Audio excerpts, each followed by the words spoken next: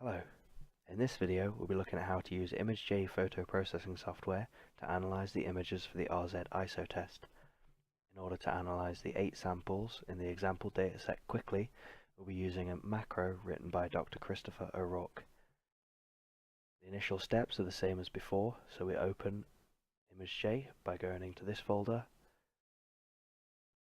and opening the executable. From here, we go File, Import, Image Sequence, and then locate the folder with the images inside. Again, it's on the desktop, so we go to Desktop, into the folder, and click on the first image, then Open. Remember to tick Virtual Stack in order to open all 19 images. Press OK. Again, as before, the images are misaligned, so we have to fix this first. To do this, we go to Plugins, Registration, Linear Stack Alignment with SIFT. Leave all the settings at default and press OK.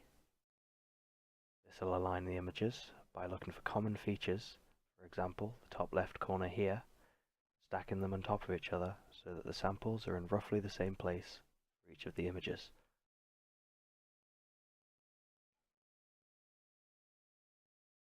Once the process is done, we can scroll through to make sure that this is the case. When you're satisfied that the samples are in the same place each time, we can split them into their red, green and blue components. We do this by going to Image, Color and Make Composite. Once this is done, we can draw our box which records the coordinates of the samples for later analysis.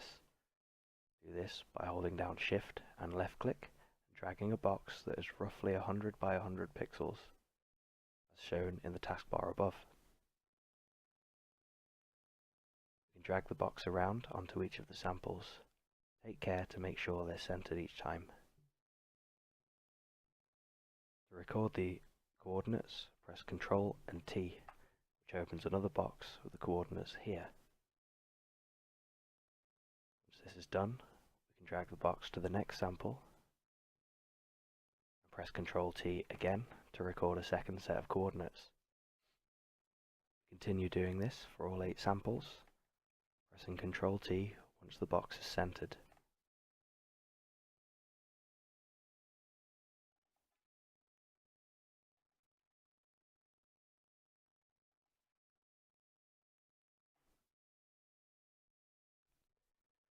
Once this is done, we can check through by clicking on the coordinates, which shows where the box is placed.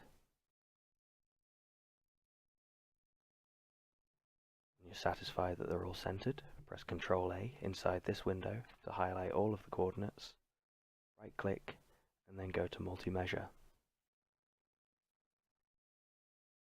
Remember that it has 57 slices because each of the 19 images are split into red, green and blue components. Make sure these 2 boxes are ticked and then press OK. You're then presented with a large set of numbers that should look like this. The rows correspond to red, green and blue for the first image, red, green and blue for the second image, and so on. And the columns correspond to each sample. Mean 1 is for sample 1, mean 2 is for sample 2, and there should be 8 here. In order to copy the data, we press Ctrl A to highlight all of it, and then Ctrl C to copy. We're then ready to copy it into the macro.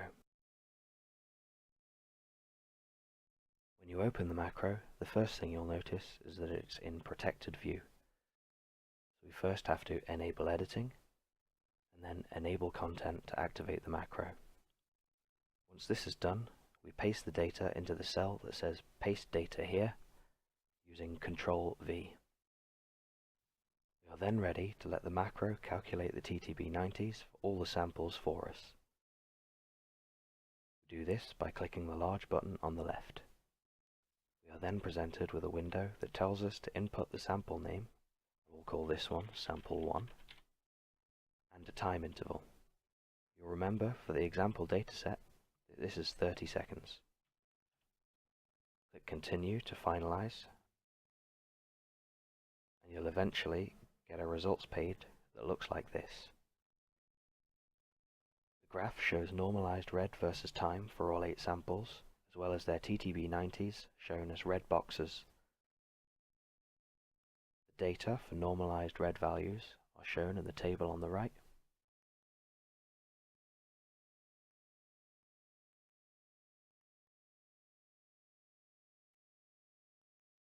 TTB90s are given in this table here. A modified Z-score is also given, which, if above 3.5, flags the sample as an outlier, highlighting it in red and excluding it from the average TTB90 table shown here.